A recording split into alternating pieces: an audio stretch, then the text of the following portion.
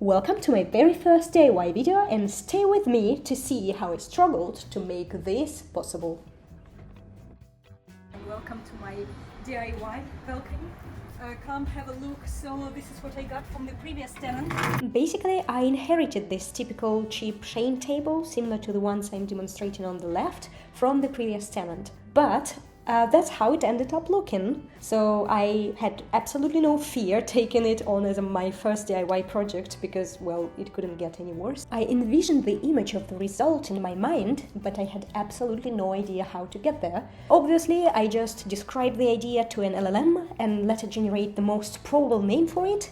And then I googled for acrylic pouring effect and it looked exactly like what I was hoping to make. I also had no knowledge about all the paints and materials out there, so I turned to my digital friend again. But honestly, after a quick chat with Andrew, the B&Q consultant, I actually ended up buying a totally different paint simply because it had a much better color palette, and also watching the machine mix it for me was quite fun. And I love the results, so many thanks to Andrew for his advice. Yeah, and this part is just to demonstrate how poor my preparation and planning for this blogging project was.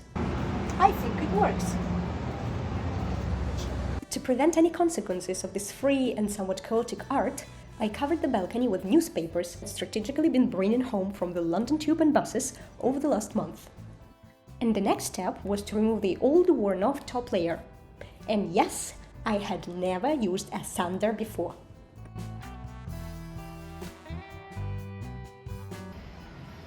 So I have another idea because this seems to be quite a long process, so I decided to try whether my manicure machine will manage better. Let's see.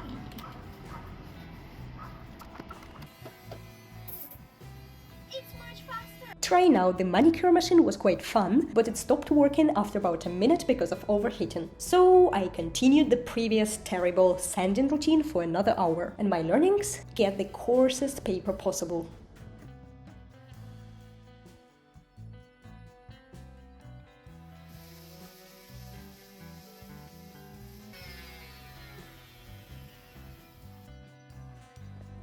And that's the fun part. I have no idea what I'm doing. Experimenting. Please come closer and observe.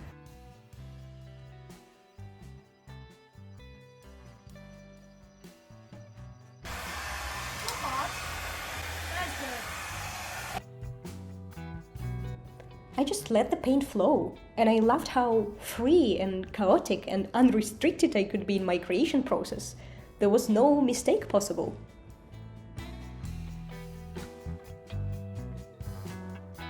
That part, yeah. Blowing with a hairdryer over freshly sprinkled glitter was not the best idea.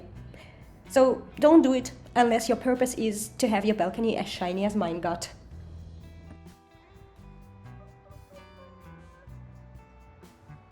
And another downside is that I don't really know how to avoid the paint getting all over. So I simply embraced it and enjoyed it. But I guess in my case it was easy because the paint was water-based, so simple soap and shower helped. But if you use different materials, watch out. The only thing I was worried about is that the paint layer was quite thick, so I was not sure it would fully cure inside, so I just left it untouched for a week before the next step. I also wanted my table to be durable, so I needed some varnish. But honestly, the varnish that I chose is not ideal for my use case. I wanted to be able to leave my table on the balcony without worrying that the outdoors environment would damage it. And that's when I also learned the difference between water-resistant and waterproof, and that no water-based varnish provides the second. I'm considering covering the table with acrylic glass for better protection, but so far I'm simply being careful with my creation, and I always use coasters. That's it!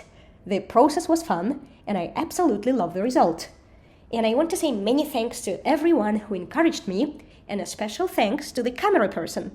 You are definitely better than my olive tree.